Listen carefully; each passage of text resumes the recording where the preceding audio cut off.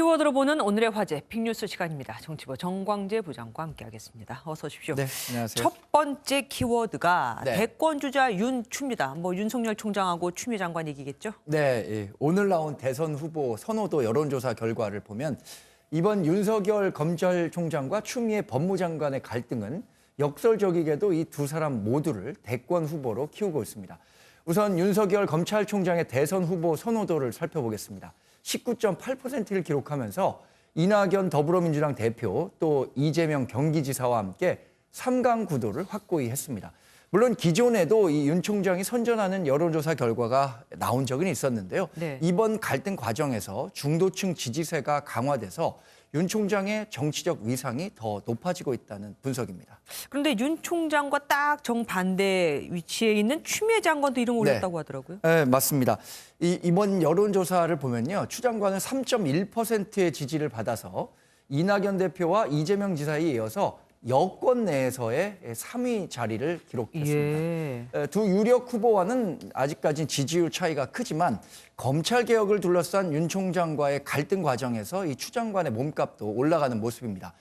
사실 추 장관이 공개한 윤 총장에 대한 직무정지 근거 가운데 하나가 대선 여론조사를 묵인하고 방조했다 이런 거였는데 앞서 두 사람은 자신들의 향후 행보에 대해서 이렇게 얘기한 적이 있습니다. 퇴임하고 나면 우리 사회에 많은 혜택을 받은 사람이기 때문에 우리 사회와 국민들을 위해서 어떻게 봉사할지 그런 방법은 좀 천천히 퇴임하고 나서 한번 생각해 보겠습니다. 표명하지 않는 게 아니고 검찰 개혁하기 전까지는 그런 정치적 욕망, 야망 갖지 않기로 제가 맹세를 하고 이 자리에 앉아 있는 겁니다. 네, 두 번째 키워드 살펴볼게요. 네. 정무수석의 축구 사랑, 최재성 정무수석 얘기입니까? 네, 그렇습니다. 최 수석이 지난 주말에 자신이 지역구로 원래 출마했던 곳에 조기 축구회를 찾아서 같이 공을 찬 게 논란이 되고 있습니다.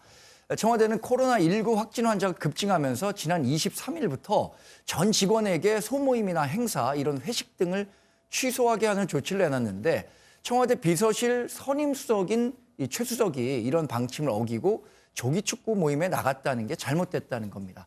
최 수석은 그래서 정부 기준보다 엄격한 방역 수칙을 준수하는 분들을 격려하는 자리였지만 소홀함이 있었다 이렇게 얘기를 했는데 더 신중하게 처신하겠다는 뜻도 밝혔습니다. 그런데 야당은 조금 다른 이유로 비난 수위를 높이고 있는 거죠. 또 다른 이유가 뭐가 있습니까?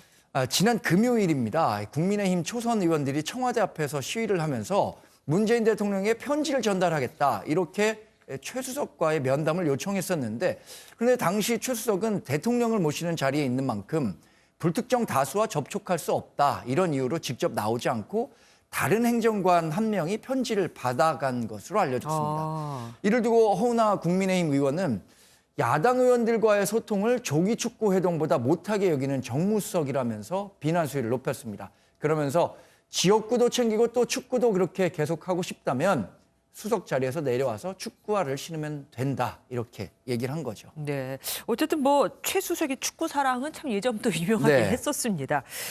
조기 축구에서 해명을 했다. 사실 조기 축구 제도는 역사상 최초의 해명이라 해서 좀 말이 많았었는데 그래서 해명글을 내놓은 겁니까? 조기 축구회가 이렇게 뉴스의 중심에 오르기도 어려운 일이지만 이 조기 축구회가 입장문을 냈습니다. 이거 자체가 아주 이례적인데요. 해당 조기 축구회는 코로나19로 인한 사회적 거리 두기에 적극 동참하고 있다고 우선 밝혔는데요. 마스크를 쓰고 또 식사도 하지 않고 돌아갔다고 밝혔습니다. 그러면서 방역을 철저히 하고 있다는 걸 알리기 위해서 최 수석을 초대했는데 오히려 이게 오해를 일으키게 된 것 같아서 죄송한 마음이다 이런 뜻을 전했습니다. 네, 마지막 키워드 보겠습니다. 아파트가 빵이라면 이거 누가 얘기하는 겁니까?